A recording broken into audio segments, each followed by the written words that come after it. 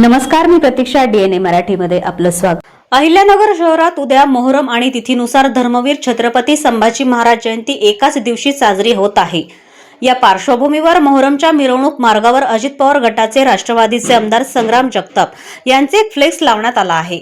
या फ्लेक्सवर छत्रपती संभाजी महाराजांच्या पायाखाली औरंगजेबाचे प्रतिकात्मक चित्र दाखवण्यात आले असून सोबतच देश धर्म पर मिटने वाला शेर शिवा का छावा था, औरंग्या को उसकी जगह दिखाने वाला एक ही शंभू राजा था, असा मजकूर लिहिण्यात आला आहे.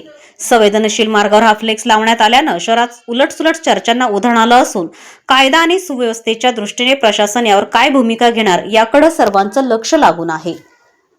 प्रतिनिधी मुंतजीर शेख, डीएनए मराठी, अहिल्यानगर.